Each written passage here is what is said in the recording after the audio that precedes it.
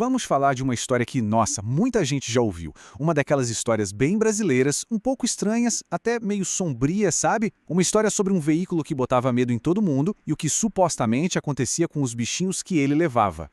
Já vamos começar com a pergunta principal, aquela que realmente choca. Será que é verdade que os cachorros que a carrocinha pegava viravam sabão? Pois é, essa imagem é forte, né? E ela aterrorizou gerações inteiras. Para a gente poder entender essa história direito, a gente precisa separar as coisas. O que era fato e o que era ficção.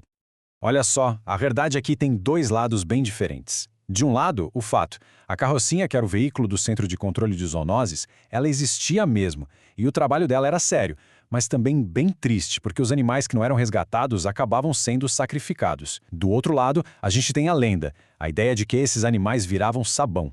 Só que o objetivo dessa história não era contar um fato, mas sim servir como um grande alerta. E é aí que a coisa fica interessante, porque mesmo a lenda não sendo oficialmente verdade, ela se tornou extremamente poderosa, e isso por um motivo bem específico. Isso tem até nome, sabia? É o que os especialistas chamam de lenda de advertência. É basicamente um tipo de folclore que não precisa ser real para funcionar. A eficácia dela está na mensagem. E nesse caso, a mensagem era bem clara. Olha, cuida bem do seu bicho de estimação, senão... E nossa, como funcionava! No fim das contas, se era verdade ou não, importava menos do que o resultado prático.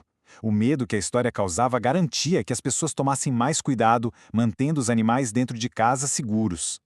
Tá, mas de onde tiraram essa ideia? Uma história tão específica, tão mórbida. Como é que um boato desses começa e ganha tanta força? É o que a gente vai ver agora.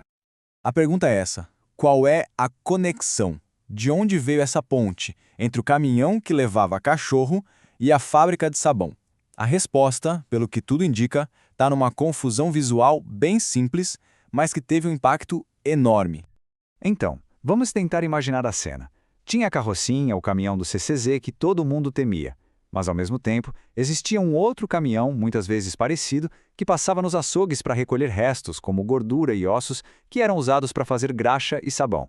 Para as pessoas na rua, eram dois caminhões de aparência similar, ambos lidando com uma carga, digamos, meio sombria.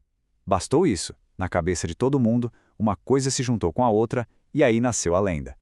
É impressionante, né? Essa lenda é um exemplo perfeito do poder que o folclore tem. Ela usou o medo, a aversão à crueldade para reforçar uma regra social de um jeito muito forte, muito visceral.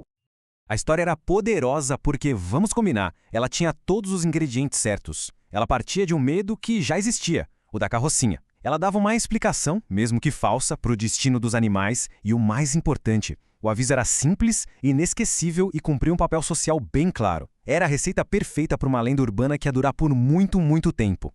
E o mais curioso é que esse medo coletivo não ficou só nas conversas de rua. Ele foi parar num lugar completamente inesperado, algo que faz parte da infância de milhões de brasileiros, uma simples música infantil.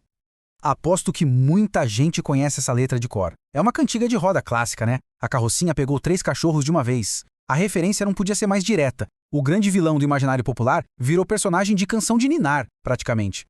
E a ironia tá toda na melodia. Ela é super alegre, fácil de cantar, e aquele tralalá repetitivo cria um contraste bizarro com o assunto da música, que é a captura e a crueldade. É uma coisa meio estranha se a gente para pensar.